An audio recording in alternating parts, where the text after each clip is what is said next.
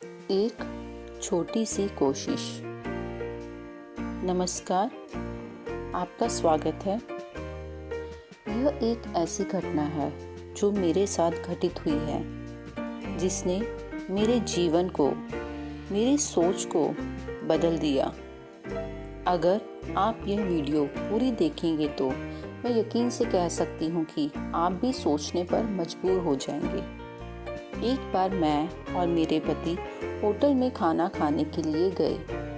Hotel पहुंचते ही एक बच्चा भागा भागा हमारी गाड़ी के पास आया और पैसे मांगने लगा।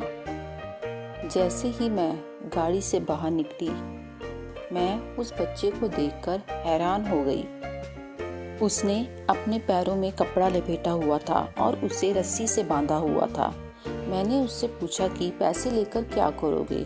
उसने कहा कि मैं कुछ खा लूँगा। तब मैं बोली, चल मैं तुझे खिला देती हूँ, और उसे होटल की तरफ ले गई। मैंने जब उससे पूछा कि क्या खाओगे, तो उसने मुझे बड़ा ही अजीब सा जवाब दिया।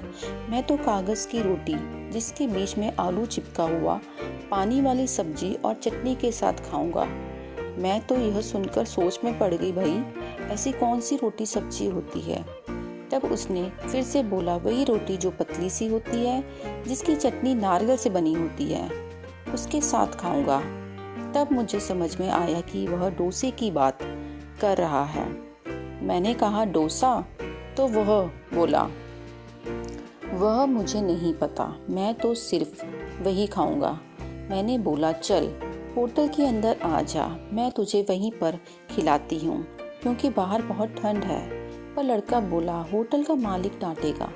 वह कहता है, अगर तुझे कोई खाना खिलाता है तो तू बाहर ही खा लिया कर, होटल के अंदर आने की ज़रूरत नहीं तो आगे से मैं तुझे कुछ नहीं दूंगा। उसकी बात सुनकर मैंने भी उसे बाहर ही खाना भिजवा दिया। जब मैं और मेरे पति घर जाने लगे तो लड़का फिर से भागा हुआ मेरे पास आया और कहा, धन्यवाद दीदी। तभी मैंने उससे पूछा कि तुमने पैरों में क्या किया हुआ है, चोट लगी है?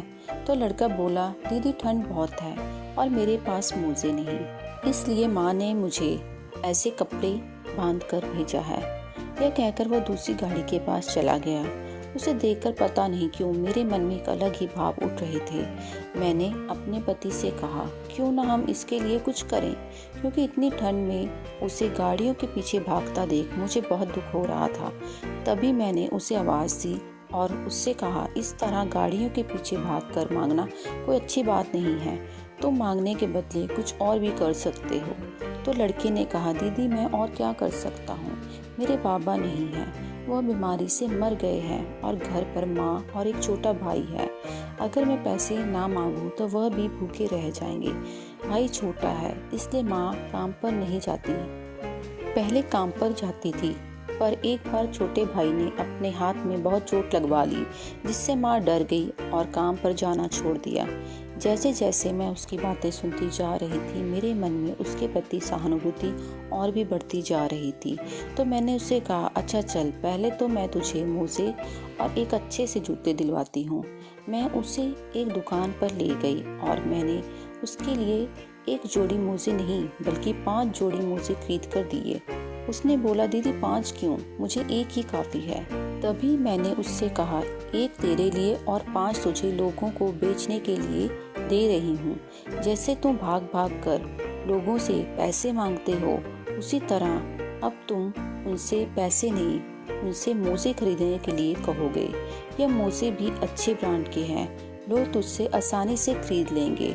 तुम इन मोज़ों का रेट 100 रुपये बताना। वैसे तो इन मोज़ों का रेट ज़्यादा है, पर जब वह देखेंगे कि इतने अच्छे मोजे 100 रुपये में मिल रहे हैं तो वह तुझसे ज़रूर खरीदेंगे। मेरी बात सुनकर दुकान का मालिक बहुत हैरान हुआ। उसके मन में भी उस लड़की की मदद करने की इच्छा जागी। उसने 5 जोड़े के बदले उसे 7 जोड़े मोजे दिए। कहा, यह 2 जोड़े मेरी तरफ से, और आगे से अगर तुझे और सॉक्स की ज़रूरत पड़ी तो तुम मेरे पास ही आना, मैं तुम्हें हमेशा इसी मूल्य में मोजे दूंगा। अब हम वापस अपने घर की तरफ निकल ही रहे थे कि मैंने उससे एक जोड़ी मोजा खरीद लिया और उसे 100 रुपये पकड़ा दिए।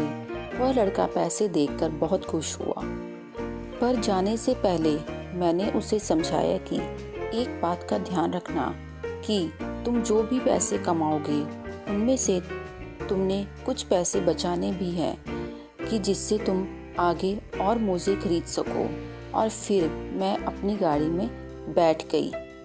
जाते जाते मैंने देखा कि वह लड़का होटल के बाहर जो लोग घूम रहे थे उनके पास पहुंच गया और उन्हें मोजे खरीदने के लिए पूछने लगा। यह बात को लगभग 1.5-2 महीने हो चुके थे। मैं अपने जीवन में व्यस्त हो गई थी और मेरे दिमाग से वह लड़का भी निकल चुका था। 14 फरवरी का दिन था। मैं और मेरे पति ने बाहर घूमने जाने का सोचा। हम अक्सर जब भी बाहर खाने की सोचते तो हम इसी होटल में जाते थे। जैसे ही मैं उस होटल के बाहर पहुंची तो मुझे उस लड़के की याद आई। मैंने उसे इधर उधर देखा पर वह मुझे कहीं नहीं दिखाई दिया और हम होटल की तरफ चल पड़े। लेकिन अचानक मुझे दीदी दीदी की आवाज़ आई। मैंने पीछे मुड़कर देखा तो वह लड़का मेरी तरफ भागा आ रहा था। हम उसे देखकर बहुत खुश हुए।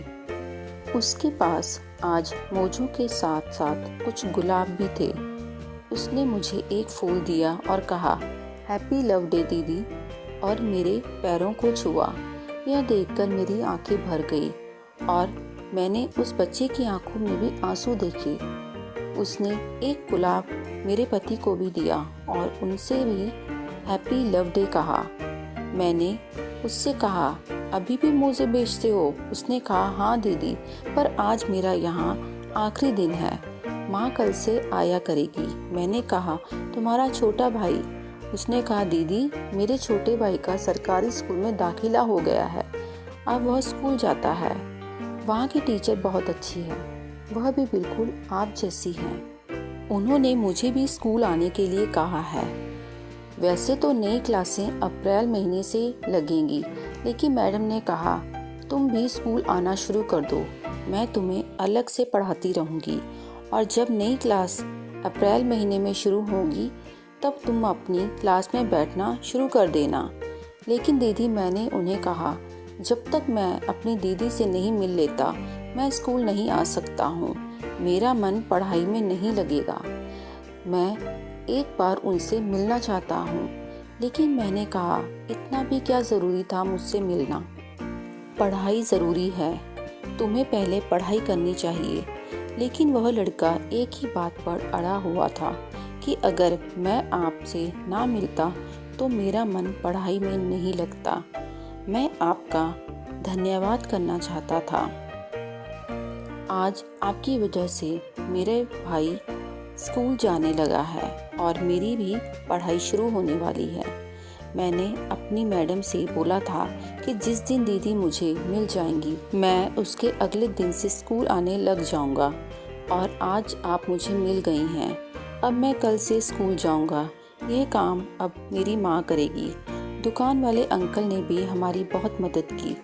आप सबकी मदद से आज मेरा जीवन बिल्कुल बदल चुका है।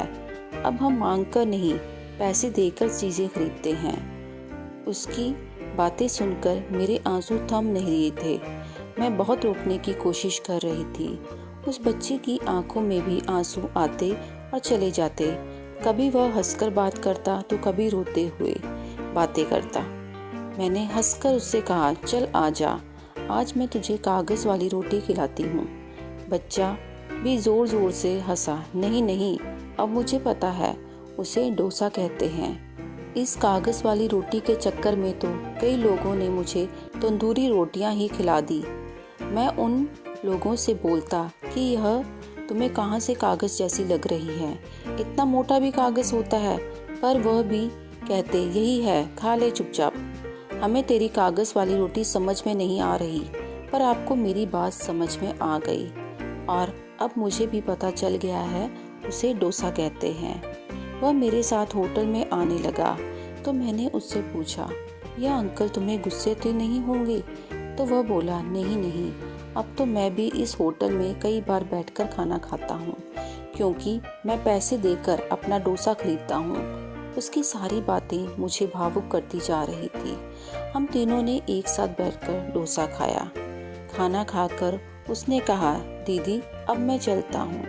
जाते जाते मैंने उसे 50 रुपए देने के लिए निकाले, लेकिन उसने कहा, दीदी अब नहीं। तो मैंने उससे बोला, चल फिर एक गुलाब और दे दे। उसने मुझे एक गुलाब दिया और साथ में 30 रुपए भी वापस करने लगा। दीदी यह 20 रुपए का गुलाब है। मैंने कहा, कोई बात नहीं, तुम रख लो। लेकिन उसने कहा, नहीं दीदी।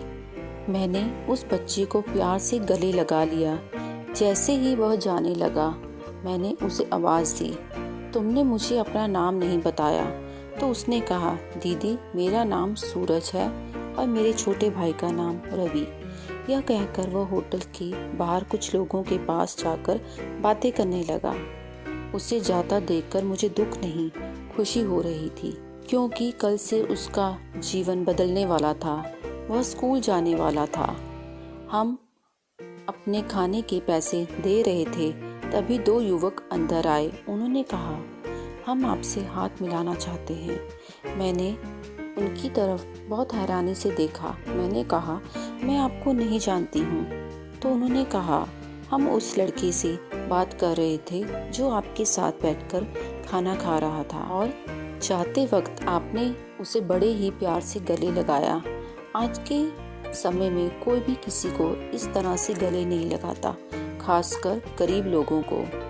उसने हमें बताया कि आपने किस तरह से उसकी मदद की। उसकी बातें सुनकर हम आपसे बहुत प्रभावित हुए हैं। जैसे जैसे वह युवक हमसे बातें कर रहे थे, परंतु मैं मन ही मन सोच रही थी कि यह मदद सिर्फ मेरी नहीं थी, यह मदद उन लोगों की भी थी जिन्होंने उस लड़के का साथ दिया, उस दुकान वाले अंकल की जिन्होंने उसे 2 जोड़े मोजे अलग से दिए, उस स्कूल वाली मैडम की जिसने उसे स्कूल आने के लिए प्रेरित किया। मैं तो सिर्फ एक जरिया थी, और सबसे ज़्यादा उस बच्चे की मेहनत, सोच और परिवार की जिम्मेदारी जिसने उसे एक छोटी उम्र में ही बड़ा बना दिया था। अगर वह चाहता तो वह उतने ही मोजे बेचकर फिर से लोगों से पैसे मांग सकता था, लेकिन उसने ऐसा ना करते हुए अपने काम को आगे चलाए रखा।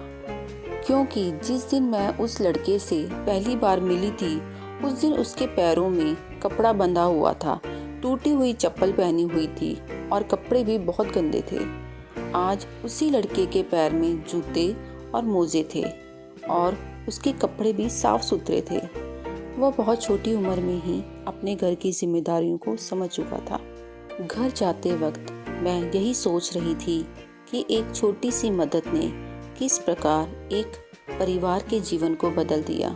अगर हम यही सोच लेकर दूसरों की मदद करें तो हो सकता है कि उसका भला हो जाए, क्योंकि जो दूसरों का भला करते हैं, भगवान भी उनका भला करते हैं। अगर आपको यह वीडियो अच्छी लगी हो तो आप भी मेरा चैनल सब्सक्राइब कर मेरा उत्साह बढ़ाएं। धन्यवाद।